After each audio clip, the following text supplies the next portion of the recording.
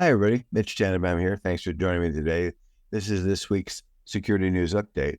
In the security and privacy alerts section, this is not directly a security issue, but it turns into a security issue.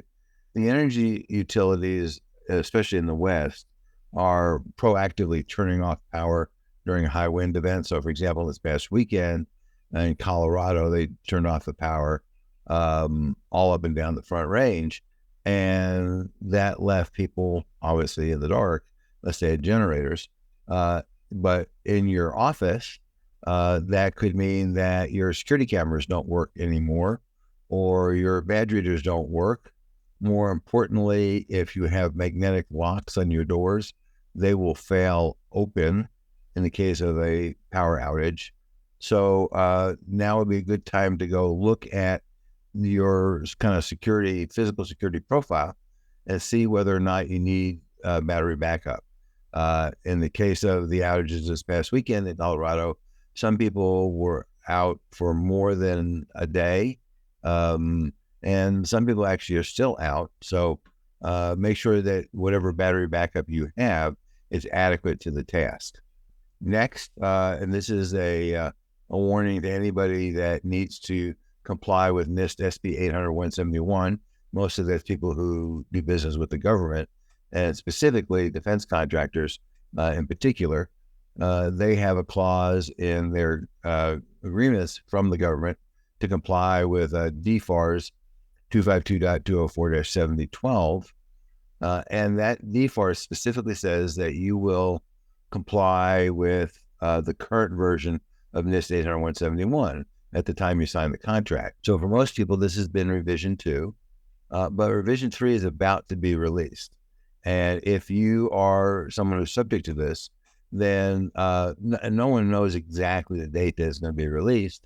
But if you're working on a bid or responding to an RFP, and you don't know when the contract is going to be let, and you also, the contract doesn't specifically say which version of 800-171 you need to be compliant with, then in your response to the RFP or working your bid, you need to say, this bid is based on the assumption that we will have to comply with NIST 800-171 revision 2. And if it turns out that we need to comply with 800-171 revision 3, that is a change in scope, and we need to renegotiate or do a cost allowance for that, because the requirements for revision 3 are significantly steeper than the requirements for revision 2. Next, AT&T did a mass password reset for their wireless customers for over a month now. There's been about 70 million pins available on the dark web, and AT&T keeps saying, we didn't have a breach. Now, they didn't precisely say it wasn't their data, but they kind of alluded to that it wasn't their data. But it turns out it is their data, and they finally had to fess up to it. So it's interesting because of the amount of churn in the cellular business. Of the 70 million customers, only about 8 million, I believe, 7.5 million were still current customers. The rest of them had left, which is pretty amazing to me. So they did go off and issue a mass reset for the current customers. Obviously, for the customers that weren't current, unless you were current at the time and you used the same PIN in your new carrier, which hopefully you didn't. If you did, then you need to go off and reset your PIN with your new carrier. But they, resisted for a long time, admitting it was them. But ultimately, it was probably some partner of theirs, but nonetheless, it was ultimately them. Next, and the last one in the alerts, phishing campaign. There's a phishing campaign going on right now that's specifically targeting oil and gas. It looks like it is the way the attack works is it's an email attack, and the emails are specially crafted. Each email is unique to the individual, so that means that the typical malware tools will not detect it. And it says it came from the Federal Bureau of Transportation. Of course, there is no such thing, but nonetheless, people might not recognize that. And the hook is that the email claims that your vehicle was involved in a collision or an incident, and that's in an effort to get you to open the attachment. The actual letter is likely crafted by AI since each one is unique, and it suggests the possibility of you being involved in legal action or that they've notified law enforcement. All of this is designed to hook you into opening the attachment, which is malicious and will infect your computer. Now, while this right now is targeting oil and gas, there's nothing to stop some enterprising hacker who saw this to go off and say, gee, I think I can use this in some other sector. In the software and hardware department, Microsoft is going to unbundle Teams from Office. Microsoft has over 300 million paid users, and in the European Union, they were being accused of unfair competition by their competitors like Slack and Zoom and whatever. So they were forced to unbundle in the EU. Now they're unbundling in the United States because Slack is also going after them here in the United States. Slack is owned by Oracle. Larry Ellison's got a lot of money. So, suing Microsoft is always a good thing from Larry's point of view. So the curious thing is, if you buy Teams as a standalone, it costs you $5 a month. But if you buy the version of Office without Teams, it'll only save you at most $2.25 a month. Now, I suspect that's going to continue to generate lawsuits because they're going to say you're subsidizing it. And clearly, for one thing, if you buy it by itself, it's worth $5, but you're only giving me a $2 credit. So how come that is? But nonetheless, if you don't use Teams, then you might as well save yourself $2 a month. So let's stay tuned on that one. In the patches, one more WordPress plugin attack, and this is a plugin that is being used by over 1 million sites. It's called Layer Slider. It's an animated content tool, and it rates 9.8 out of 10, so it's pretty high up there in the scale. And since WordPress is the core for a huge percentage of the internet, then this is important. So if you use that plugin, make sure you update it. Twitter continues to be Twitter. What a mess. So likely this was a mistake on Elon's part, but he announced that he was restoring the blue badge to content creators that have either 2,500 or 5,000 verified followers. That's probably not what he meant, but because there's only 4 Twitter users that have 5,000 verified followers and 8 with 2,500. So he's restored the blue badge to 12 accounts. That's probably not what he meant. What he probably meant was that it is a verified account that has either 2,500 or 5,000 followers. But nonetheless, that's not what he apparently asked for, and that's not what his team implemented. And obviously, he's feeling the effects of the going off to Mastodon and Thread. Looks like it could overtake Twitter, Blue Sky, other competitors, the runoff of advertisers. So he's trying to do at least a few things that would enable him to try to compete. In terms of the legislative and legal activities, the impact of CMMC to defense contractors is going to include your choice of vendors. If you haven't already started looking at this, now is the time to go do that.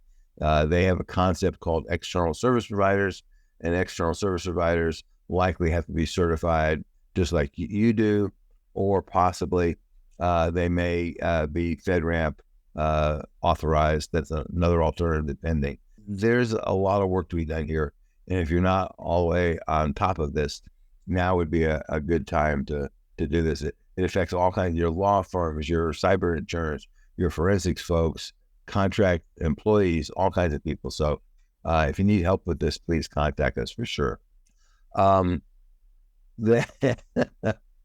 this is kind of a couple of decades late. The FCC is going to investigate the lack of security in the global signaling system in the telecom world. The core signaling system is something called Signaling System 7, or SS7. It's been around, I think, since maybe the 70s. And it doesn't have any security in it because back then, who thought about security? There's another messaging system called Diameter that's newer, but it still has, shall we say, less than adequate security. So the net effect of this is the FCC is going to start. It's going to be the start of a rulemaking process likely. On the other hand, it's going to be years and years before anything happens. In the meantime, all of that communications is unprotected. Next, in the legal department, Do Kwon and Terraform Labs were convicted in a jury trial in absentia. The court says that they're liable for $40 billion in fraud. That's with a B. Currently, he is in jail in Montenegro, where he fled to try to avoid being locked up in jail in the United States. Turns out there's now a turf war between the U.S. and South Korea, both of whom would like a piece of his butt. And what's going to have, whoever wins, he's going to go there first. But then, if he ever gets out of jail in whatever country that is, then the other country is going to go after him. So he's going to be in jail for a long, long time. Right now, he's in jail in Montenegro. I'm not sure that's necessarily the place I'd want to be in jail, but that is, in fact, where he is in jail. In the education department, CISA published a new webpage for high-risk communities. It's not a replacement for a full-blown cybersecurity program, but if you don't have any money, it's probably better than nothing. They call it affordable. Yeah. But it's clearly not a replacement for a full-fledged cybersecurity program, but still, something might be better than nothing, depending. I mean, because there's a lot of stuff that just basic core security has an impact on, like, make sure you use strong passwords and use multi-factor authentication, stuff like that. In the breaches department, that's their heart. Fixed Float, which is a crypto exchange, was hacked for the second time in 2 months. They're just easy targets. I mean, these guys slap some software together. They don't really care. They figure they're going to be long gone by the time the hackers get there. Turns out that's not quite true. Hackers get there pretty quick. So in February, they lost about $26 million, now another to $3 million. It turns out it's the same crooks. And they say the attack was enabled by their lack of due diligence in selecting and managing a third-party vendor. Now, that's not what they say. They blame it on the third party, but I would say, who picked the third party? It was you. If you don't like the third party, if they don't have good security, whose fault is that? And next in the breaches department, the Omni Hotel chain is suffering what they're calling, and I love these guys. They think people are just stupid as a rock. If their IT systems are down and you can't get into your room and you can't use your credit card and you can't check in and you can't, eat at the restaurants and unless you pay cash, point of sale systems don't work. What else is it going to be? Yeah, chain wide, all in their case, like 50 hotels. And what was happening is if you were a guest, then you would have to text hotel security, tell them what room you were at. They would come and they would unlock the door for you, which is good until the next time you had to get into your room. And the chain's helpline was also down. So I'm assuming that guests are just leaving, checking out. I guess you can check out because the computers don't work. So I'm not sure how they're going to check out. But anyway, I'm sure people are just leaving and saying, I'll deal with the credit card company. You guys breached your contract. Next, nearly 1 million cancer patient records were stolen from the City of Hope healthcare chain. They have offices in California, Georgia, Illinois, and Arizona. This is only one of many, many attacks on healthcare systems. It's just an easy target, unfortunately, sorry to say. And next, speaking of easy targets, the city of Birmingham, Alabama, for weeks, again, has not been saying that they've been hit by a ransomware attack. It's a network disruption. Well, what do you think a network disruption is? But anyway, they're refusing to answer any questions. They have told employees that they will get paid, assuming they fill out a timesheet on a piece of paper. Now, of course, people are not getting a pay stubs. I don't know whether their time is being calculated correctly. But 911 is working. Typically, that's often on a separate system, so that's why that. Whatever, they'll eventually figure it out. But boy, it's not great. Next, the DoD just upped the cybersecurity game for defense contractors and other federal government contractors. The government released their defense industrial base cybersecurity strategy for 2024 document. A lot of desires and goals in there, but bottom line, we're going to go increase security and we're going to go verify that our vendors are actually taking this seriously. And finally, we're gonna look for vulnerabilities. Next, cyber attacks which cause physical disruption are on the rise. Still a small number of attacks, but still, I mean, you can think about the Colonial Pipeline attack from a year or two ago. I mean, that caused mass panic on the East Coast when that happened. So the cyber physical attack means it's an attack on a computer system that has physical implications in the real world, like the Colonial Pipeline attack. You know, it's everything from gasoline pipelines to traffic lights. Hackers see this as both an easy target because, again, these guys' security sucks, and one that creates fear and panic on the part of the public. So from the hacker standpoint, it's a win-win situation. Next, cybersecurity metrics firm BitSight commissioned a study, and they were looking at, is there a correlation, not as a causation, but correlation between how good your cybersecurity practices are and what is the return on investment? And they found just a mind-boggling, like 400% difference between companies that had rated mature cybersecurity programs on a BitSight scale, ones that just had average ones. So, if your board is wondering whether or not cybersecurity pays off and they care about return on investment or return on equity, then this is a report to go look at and share that with them. And finally, this week's news bites. Yeah. The DoD opened a cyber policy office. The cyber policy office is designed to be a one throat to choke situation, so that if Congress or any other regulators got mad at the DoD, there was one place they could go to. The president has nominated both an interim leader of that organization and has announced who he's going to nominate as a permanent leader. We'll see whether the Senate gets to it before the November elections.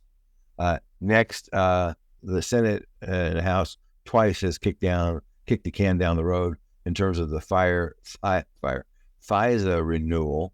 It did expire, or would have expired if they didn't extend it, on December 31st, and now it's going to expire on April 19th if they don't do something. Likely what Congress would like to do is kick the can down the road a couple more times until it's after the election and make it somebody else's problem. The White House is indicating, which I don't know that's really true, that they're not going to sign a bill that kicks the can down the road. Would they go off and say, gee, we're willing to go let this capability expire, throw away all the data we have? I find that hard to believe, but I do understand why they are trying to pressure Congress to actually do their job. The automakers and FCC are fighting over connected cars. The FCC is basically saying that connected cars are a small cellular network, which you could possibly make a case for that understanding. I'm sure the automakers are going to fight tooth and nail against that because they don't want to be regulated. One of the things that comes with being identified as a mobile network operator is now you can't steal people's data and sell it or use it. That's a big no-no in the cellular business. So they're going to fight it, but we'll see. You got to start that conversation somewhere. Microsoft says that China plans to disrupt the elections in multiple countries using AI to go off and this is not about breaking in, because they figured out that breaking in is hard to do. Rather than breaking in, what you do is spread all kinds of disinformation. We're already seeing this, multiple cases of that, where they're having politicians say things in recordings that get posted to social media that the politicians never said. And lastly, Google agrees to delete billions of records to resolve a lawsuit that said they said that incognito mode in Chrome was private, when of course it was anything but private. The only thing that was private about it is if you shared a user ID on the same computer with another person, which I don't know why you do that, that other person couldn't see your browsing history. That's far from private. Anyway, that's all for today. If you have questions, need help, please reach out to us. We'd be happy to do that. And until next time, stay safe. Thank you for watching. For more information or to purchase this or any other of our board or executive services, visit us at cybersecurity.com. Call us at 303-887-5864 or email us at rh@cybersecurity.com. Goodbye.